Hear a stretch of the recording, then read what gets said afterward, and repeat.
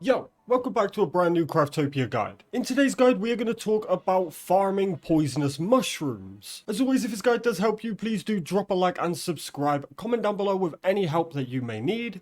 But let's do this. Now, one thing that's very common in this game is poisonous arrows. They do incredible damage and are very common amongst pretty much everybody who uses range. So mushrooms are very needed. But with no poisonous mushroom seeds, how are we going to farm a poisonous mushroom? Well, in today's guide, I will show you exactly how to do it and how to fully automate the process. But it's going to be a little bit different than our normal automation guides. You will not be able to do this at your own base. That's unless you have a base with lava. So we are going to begin by talking through the process of how to get poisonous mushrooms in general. So first of all, head into your altar of transportation and head to an island of poisonous forests. When you arrive in the island of poisonous forests, you will be on the starter island, this small part here. And as you can see, there is two of these big swinging roots. Now, if you get close to these, they do actually swing for you and inflict poisonous damage. So technically, it's a mob.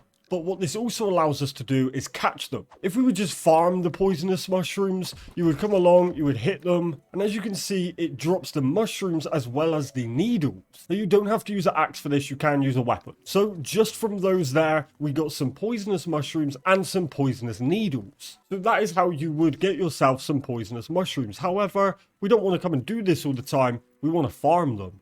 So that's what we're going to do. We're going to get these nice and weak, preferably down to about purple health.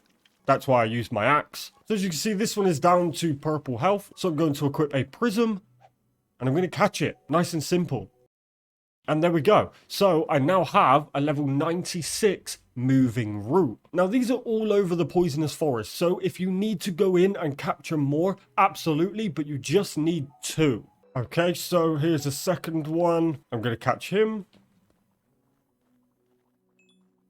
Lovely. So now what I have is I have 2 captured moving roots. Now the other thing you are going to need is 4 green monos. Now the level doesn't matter. You preferably want the highest level you can get, but just bring 4 with your 2 moving roots. Next, you are going to need some floors, some slopes, and maybe some walls. But most importantly, you need 3 breeding facilities, 1 absorber, and a chest, any chest. Now this automated farm isn't actually as simple as some of the others. The reason why is because the roots inflict damage on your breeder. And I'll show you exactly what I mean now. If I was to equip the moving root and throw it into, say, a livestock machine, it inflicts damage on the machine. So if you look down in the bottom right corner, the health is going down very fast that I can't even use it to farm the needles.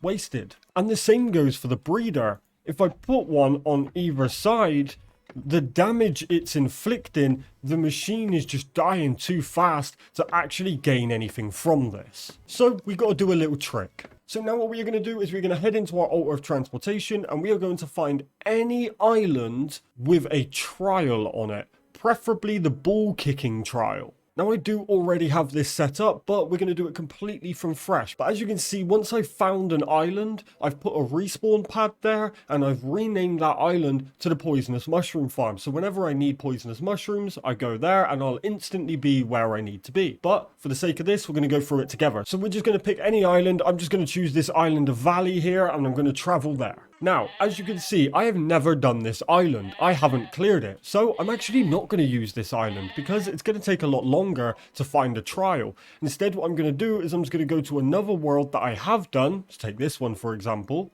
Now, this one I have cleared, so I can see the colors of the dungeons. Now, both the Dungeon of Islands and the Abandoned Mine are both this orangey gold color, so we're going to avoid that. And we're going to go directly to these blue ones. That's why I said it's better to do it on an island that you've already cleared, because then you can see which one is which. It's going to save you a lot of time. Okay, so as we arrive at the dungeon, we can see that it is a trial, because we came to a blue one.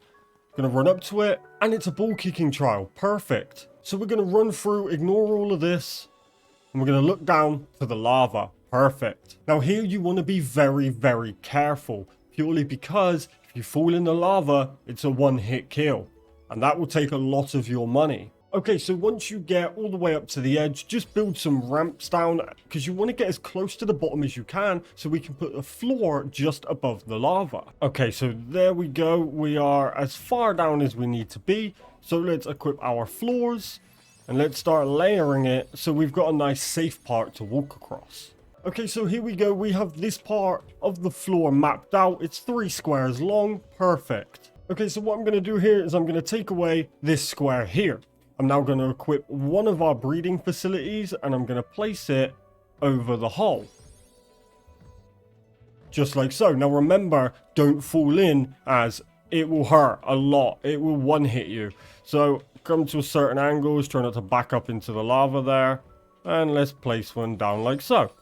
So we have 2 breeding facilities facing each other into the lava. Next, I'm going to place our 3rd breeding facility all the way at the back here.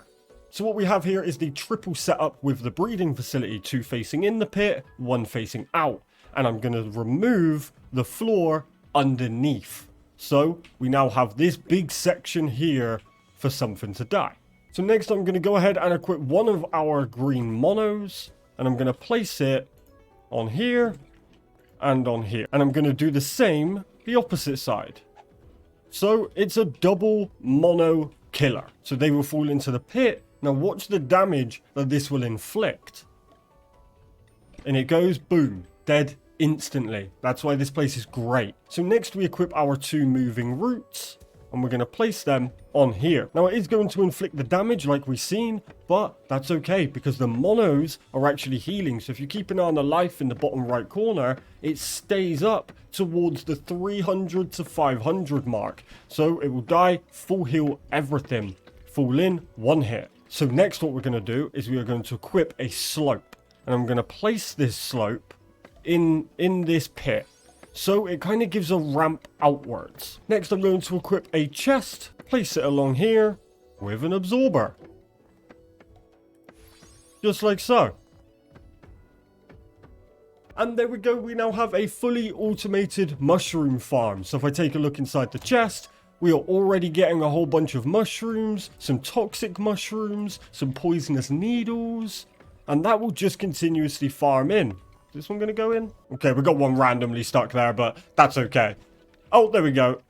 And it's just going to keep going in, and that will fill up a hell of a lot quicker than you going out and farming them manually. Now, the only frustrating thing about this, of course, is that you have to be in this dungeon for this to be running. So I recommend this as an AFK farm. Now, while these are farming up, this side is building up some eggs. So it's up to you if you want to put a chest down to collect these or a market to collect them or whatever it may be. Go ahead. I personally don't bother because it never causes enough lag, but that will forever keep running. Now, another little tip. You never actually fully die when you're hungry. So if your hunger goes all the way down to 0%, you will only go down to 1 health. You will never fully die. However, that may be patched soon. So what I'd recommend doing is just standing about here, and you will also receive the healing from the monos. So even when your hunger goes all the way down to 0% and your health starts going down, it will just keep topping itself up, meaning fully AFK. Go take a nap. So we have been here for approximately 3 minutes. And look at all of the mushrooms and stuff we have already gathered. So we are gathering different enchants as well. We are stacking different ones. So we could just leave this going and this will farm us those precious mushrooms. Now if you are finding that some stuff's getting stuck on the edge like this, just bring your chest a little bit closer. What's happening is this little lip here is actually catching some of them. Not that it makes a lot of difference. You're farming them still very fast anyway. If you want to maximize the amount you are getting, then I'd recommend just bringing the chest and the absorber a little bit closer. The only reason we put this slope under there is because otherwise some of the mushrooms can actually go underneath and will be completely wasted. So we do that just to block it and give it a slight ramp so the loot comes up into the chest. But to be honest, if this is happening, like, look how much we're gathering. I really wouldn't worry if I was you. But there you go. That is a fully automated poisonous mushroom farm, toxic mushroom farm, and the needles. As always, if this guide has helped you, please do drop a like and subscribe. Comment down below with any help that you may need or a farm that you guys want to see that I haven't already done yet. Remember, 4 green monos facing each other, both going in, double the heal output. That keeps your machines alive. Stick your 2 swinging roots on the other side, boom, poisonous mushroom farm. But most importantly, enjoy the rest of your day. Stay safe, and I'll catch you guys in the next video. Peace!